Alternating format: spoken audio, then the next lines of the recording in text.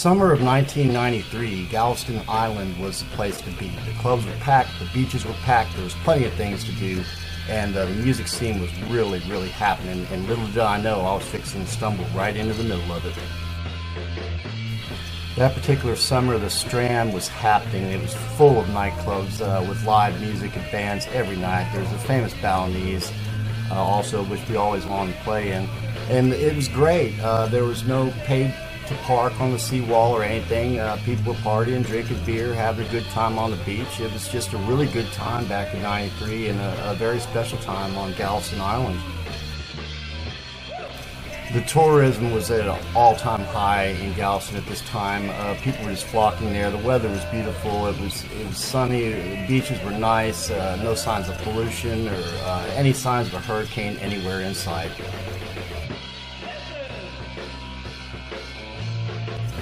That summer, I met a guitar player named Greg Pierrat. Greg was blowing up everywhere with his band Why Ask Why. Named after a Budweiser commercial, I believe. Why Ask Why came straight out of Pasadena, Texas. Was playing the clubs there. Before you knew it, they were all over Houston, Harris County, and then they were all over Galveston County. Everywhere that Why Ask Why went, they were hooking other local musicians together. That was part of their deal. They ran their whole show like a big open mic everywhere they went. And they were just hooking up all kinds of people. And if you were looking for something to do and the place to be and where it was happening, Why Ask Why shows were the place to be. Greg was like the nucleus of the whole thing. He was hooking up everybody left and right, all kinds of directions, making all kinds of music deals. It was through Greg that I met Bob Murphy.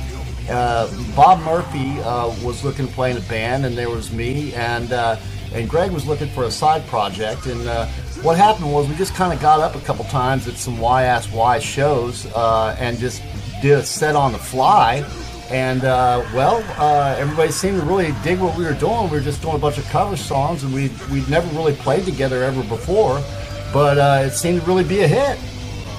It wasn't long after one night at a place called the Zoo on the Strand that we were calling each other on the telephone and seeing when we could get together and play.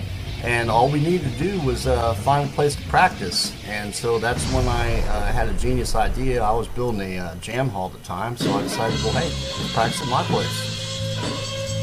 Summer of '93, I was living in Alvin, Texas, in a small house on Coon Street. I had just gotten married, and I finished up college, but was still using the college for their recording studio. I changed my major to geology just so I could use the recording studio, actually. And all this time, I was building a jam hall at my place behind the house. And what I thought was going to take me a week to build ended up taking 2 years. So we just practiced right there in the living room and actually got away with it, no insulation and everything, because it was a happy sound. We were doing a happy 70s classic rock and roll. Even the cops would sit outside and we thought we were too loud and they just wanted to listen. While Greg had all the Houston and South Houston circuit booked up, Bob had been BOI, born on the island, and went to Galveston Ball High. Everybody knew Bob, everybody loved Bob, and Bob was real familiar with all the clubs. He had been playing all the clubs on Galveston Island his whole life. And he was our ticket right into the Strand, and he'd always dreamed of playing the famous Balinese Ballroom. Elvis played there, Frank Sinatra played there, and ZZ Top actually wrote a song and played the Balinese. So we had our eye set on that prize. Bob always said, I'm talking to the Balinese. Hey, next week we may have the Balinese. And, we were always looking forward to playing the Balinese, but then we had another offer in Galveston, and we were just booking and packing every place on the Strand you can imagine. Everywhere that Bob was booking us, we were just getting tremendous response and filling places, often making 2-3 times as much out of our tip jar as we did the gig. Anyway, with me and Greg, the band seemed unstoppable as a three-piece, and we were making a ton of money and just having a blast. And then we got an offer to play a headline at the Mardi Gras, and everything was great until...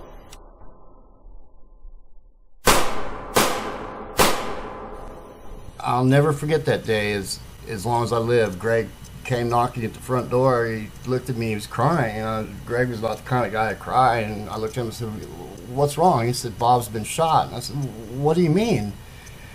And he told me Bob had been shot at work, and we quickly went to the hospital in Galveston, and there was his wife. And well, when he came to, the first thing he looked up and said to us, "Hey, what happened? Are we still going to play the gig?" And we said, "Well, yeah, of course we're going to play the gig." Truth be told, we didn't know if we'd make it or not, but Bob made a tremendous comeback, and we played that gig, and that's probably the proudest moment I've ever seen him. I cried that day. Years later at MadFest, the band had a reunion, and Bob, by surprise, years ago, he said that's it. After that happened to him, he wasn't going to play anymore. Well, he put together a new band called Wise Guy, and he asked me to come and be the drummer for Wise Guy, and then, I'll be damned, here we took off again, and we're playing all the Galveston scene again, and well, the funny thing about it, how that all happened, is he looked up at me that evening at MadFest and said, "Hey, Matt, yeah, I've been talking to the Balinese." Only the Balinese ballroom had been completely blown to smithereens in the Hurricane Ike, and all that remains there today is a historical marker. I never knew at the time, back then, how much that Bob Murphy would affect my life in the future, and I really do miss him a whole lot.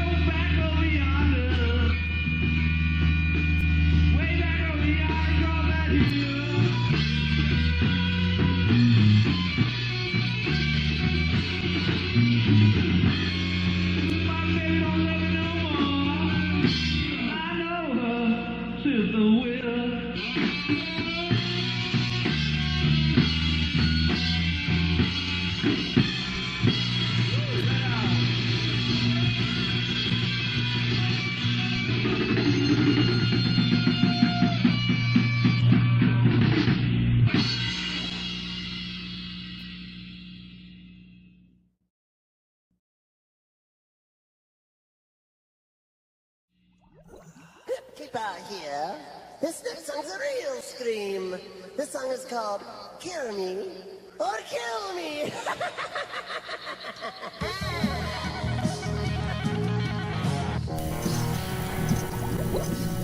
In 1994 and 95, I was in a band that literally took off with a big bang, Box of Rocks. I had finished building my jam hall behind my house in Alvin, and I got together with old friend Sean Brummel, Craig Tyler, and Mark Bigpen. And in the beginning, we had an idea, how are we going to get people to come out and see our band? So then we started coming up with gimmicks. We already had the drum cage, a fog machine, and lights, and several other gizmos, wireless guitars. And we had a good sound going, so we just needed something a little extra. So I began really thinking hard on what kind of gimmick this band could use to take off. And it occurred to me, well, what do people like? They like to see stuff blow up. How about building a bomb? And the rest of the guys are like, "Matt, you're crazy." And well, that's exactly what we did. We started blowing stuff up at every show using real gunpowder in cans. I won't describe how I made them for safety reasons. You just can't get away with this kind of stuff anymore in clubs these days since 9/11 and the Great White Incident. But back in '94, it seemed like we were attracting attention, and people were packing in and say, "Hey, one of these boys might just go up in a ball of flame tonight. Let's go check out Box of Rocks." Truth be told, nowadays, it was actually very, very dangerous. We really didn't know at the time how dangerous it was, but we were using black powder, and a lot of it. It wasn't uncommon to buy 3 or 4 pounds of gunpowder, which these days, try walking in a gun shop anywhere and saying, "I want 4 pounds of gunpowder." That's simply not going to happen. And everywhere we went, man, we were just blowing more stuff up, and the band was blowing up at the same time. We were getting booked all over the place, and the club that wouldn't let us blow things up, well, we just used A strobe light with the bomb sound behind it through the fog pretty much made the same effect as if something blew up in the club. We're actually really lucky that during the time that we did this, that nobody ever did get hurt or killed or we ever burned anything down. There certainly was a really good chance of it. In the beginning, we used a plexiglass in front of the drum cage to protect me from the flames because they were so close, but this proved to be a hassle to move around after a while, so we just blew that off. And the outdoor shows, we'd load more gunpowder and the flames would be higher. The more powder, the higher the flames. The detonator was a box I built with 4 switches so I controlled the blast. After a while, we picked up John Candido again as our bass player, and we became a 5-piece band toward the end, and we were just blowing up everything. We got the attention of Houston Music News and actually made the cover on Ozzy's arm. Ozzy also was in the same edition, and that really set the band into motion. The place we played the most was called Scooter's Ice House. It's still there in Pearland, Texas. They just loved us in there, and we practically almost were a house band. We were in there like every weekend, sometimes doing 2 or 3 shows a weekend. One thing I remember is it was incredibly hot because most of the places we played didn't have AC or were outside, combined with the robbing all the oxygen out of the air. And even the audience said you could definitely feel that blast out there. It definitely warmed the place up. Of course, what would make sense is once you start with one little bomb, you need bigger bombs. So we were always trying to outdo ourselves, and every show would be more and more of a pyrotechnic display. Toward the end, got insane. We had black cats going off, sometimes skyrockets in the outdoor shows, and Roman candles sticking out of the cymbal stands. It was just nuts. Most places you could smell the gunpowder all the way out in the parking lot we played. But crazy as it was, the more stuff we blew up or set on fire, the more surprises we had for our audience, the more they just loved us, man. And everywhere we went, we just kept on blowing up more and more stuff. Every time we could get away with something new, we did. And then we also had an acoustic bar show that was pretty cool. There's absolutely no way I will ever those years playing with Box of Rocks, and this band stayed strong for like 18 years after that with different lineups, and I was very proud to be a member of it. I was an original member of the first Box of Rocks, and 18 years later, I became a member again. Okay, this is Hell Forever, take 1. Hell.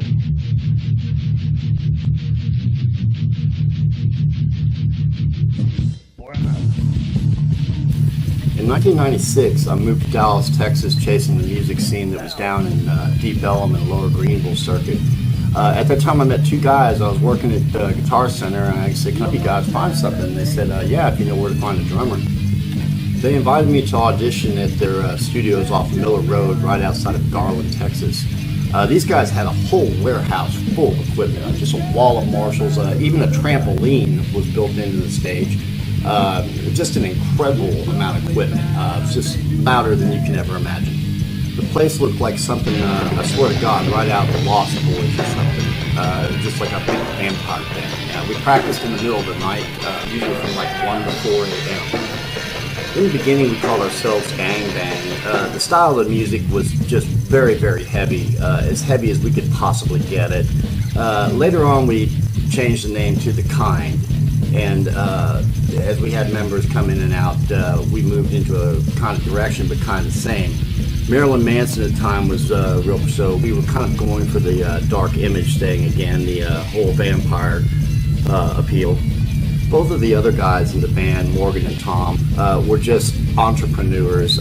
These guys just had a way of always making money, and they seek to become successful, and actually today both of them are. Tom's somewhere out in Hollywood making movies, and Mort has his own software company. This band had the pleasure of playing in 2 very well-known recording studios. One, the famous Dallas Sound Labs up at the Studios Las Colinas, and the other one these days is called The Kitchen, where we recorded the second CD. Probably the only CD I've ever played on that does have a parental advisory on the front of it. It seemed like in this group we were always searching for bass players. Eventually we found a guy named Joey Castile. took part of bass, and together with him, we recorded that second CD. The Kind was definitely one of the most interesting bands I've ever been in, and certainly one of the heaviest heavy metal bands I've ever worked with, for sure. I've definitely got to say The Kind is probably one of the loudest bands I've ever played. Around the same time period, 1996 or so, in Dallas, I followed an ad out of the Green Sheet for a band looking for a drummer, and that's when I met Kevin Cozzo and his band. He had Poison Whiskey, and this band was a lot of fun. This band just primarily did covers, and we were a dance band, and everywhere we went and played, that was our goal, was to get people to get up and dance. We all lived in different sections of Dallas. We'd get together over at our bass player Colin's house in Oak Cliff, Texas, to practice. Every member of this band was definitely different. We were all different but the same. We all had different likes, different interests, and different hobbies. But we did become very, very close friends. We got to play a lot of obscure songs that other bands don't play. We did the Monsters, and we did Benny and the Jets. I Think I Can Dance. Later on, Rochelle, my wife at the time, joined the band. It was the second band I was in. Most of the shows we did with this band were private events and weddings and stuff like that. But we always had to give it where we went.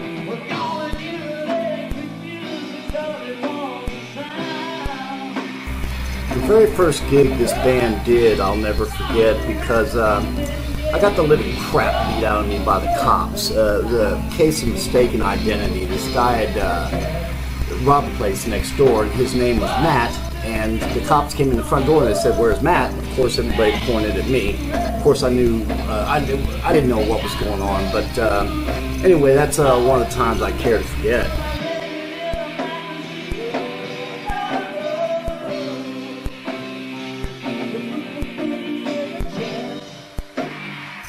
The one thing that was cool about Poison Whiskey is we always sounded really well, because we had a very good mix in the P all the time, and we played at moderate volumes. We didn't play super loud most of the time, because most of the events we were doing, like I said, were corporate parties and weddings and stuff like that, so there was really no reason to be super loud.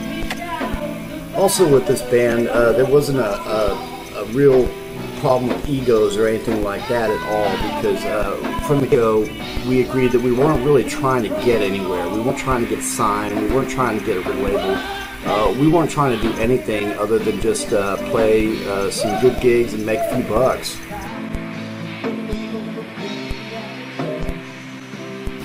One thing that was really cool about Poison as well is our selection of songs that we chose to play.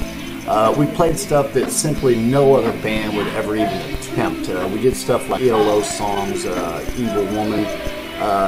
We also did a lot of songs like Real Sadaka and other tunes that other bands, you just never hear them anymore.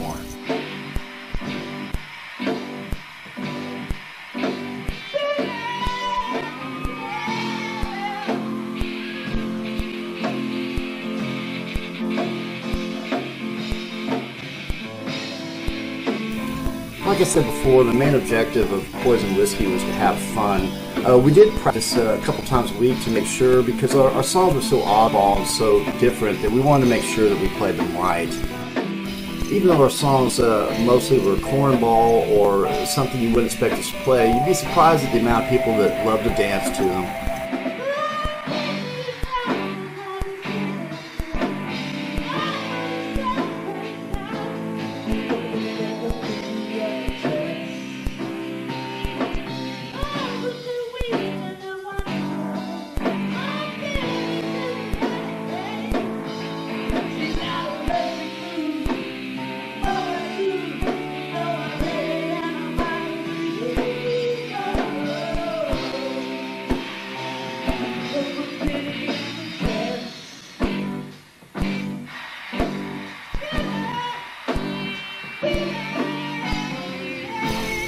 It was really through Poison Whiskey that I started gaining a lot of contacts in Dallas, Texas, and started getting hooked into the music scene, started meeting a bunch of musicians and going to a lot of parties and finding out what Dallas, Texas was really all about.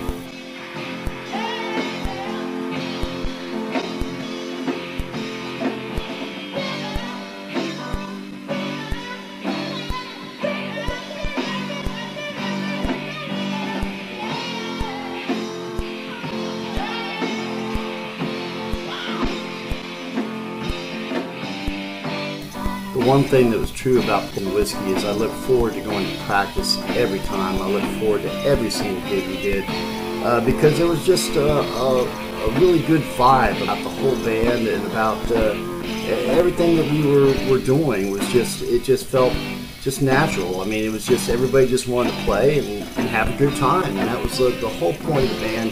And we sure did have a good time doing it, and I really miss those days.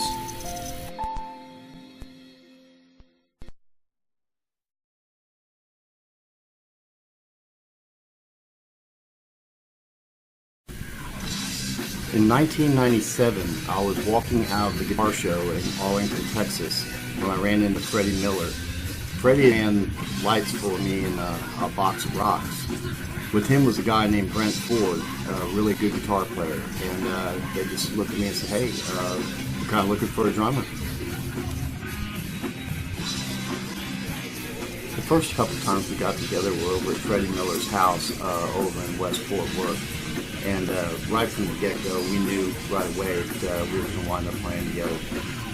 The only obstacle that truly stood in the way was the fact that all of us lived on different sides of the Dallas-Fort Worth Metroplex. So we ran over to this place called Rock Stop Studios in Arlington, Texas. And it was there that Brent and Freddie brought in a guy named Tony Estrada. Tony had sang for the band Autograph back in the 80s. And it was then that Row 7 was born. Row 7 was just full of high energy. I mean, it was just, everything was loud, it was fast, and we were just full of pump, man. Just plenty of energy in this band. There were also a lot of other real-known bands that were in the same studios. We had Axis next door to us, and Spoon-Fed Tribe, Hanover Fist, Pull, just to name a few. So you can imagine a band called about 18 bands right across the street from Six Flags in Arlington, Texas.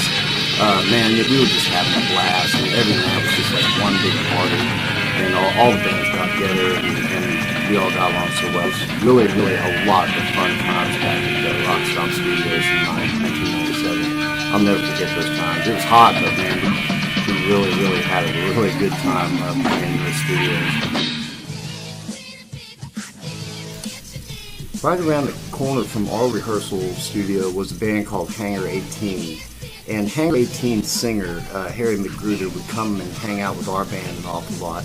Harry was an incredibly talented guy. He was drawing all these flyers for their band, and he was really quite a really good artist as a singer. Harry had a 4-track cassette of all these songs that he had written, and he was having trouble getting his band to actually play them. And we took a listen to some of them, and we're like, well, hey, we'll play them. You want to come over here and see what happens? And so Harry was literally showing up after Tony would leave practice, and eventually one thing led to another, and basically we traded singers with Hangar 18. That's when things got really, really interesting. I mean, there was just an energy there with Harry's songs that he had written. He was just all the time saying, hey guys, I think we should try this next song. We'd go over his demo tape, and we just pick out certain songs that we thought would be good, and we'd remake them into a rock style. All of us were real excited at this point because of the music we were writing. Even though we lived on 4 different sides of the Dallas-Fort Worth Metroplex, we basically got together and played every night. We drive about 45 minutes to an hour apiece to meet in Austin, Texas to play every night. About this time we discussed recording a CD, and Brent and Freddie and Harry, they had a friend named Don Goad, and Don had just finished up recording their demo and called Justine Rocket. And anyway, they had converted back Don's home into a studio, so we negotiated with them to do our recording. And back then, I had a used drum set, and I'll never forget the day I first showed up with that drum set to Don's house. I'd never met the guy before, and here comes this guy with a mohawk. It looked like he'd been up for weeks. He came out, he saw the size of the drum set, he started going, no, no, no, this will never work, this will never work. And I'm freaking out. Then I started hearing bang, bash, boom. Stuffing, I'm like, I asked Russ, what is he doing? He said, I don't know, he's smashing out a wall with an axe. A few minutes later, he appeared in the hallway and said, well, I took care of that problem. He said, what problem is that? And I was a little freaked out. He said, well, it comes with fit now. Basically, it just knocked out a wall to make the drum booth a little bigger. Later on, those same sessions, the headphones kept falling off my head, and he actually came along and said, here, come here, and he put it around my head and duct taped the headphones to my head. What is kind of funny, years later, out of everybody around that crew and around the band, well, the sound guy, Don, turned out to be the most successful.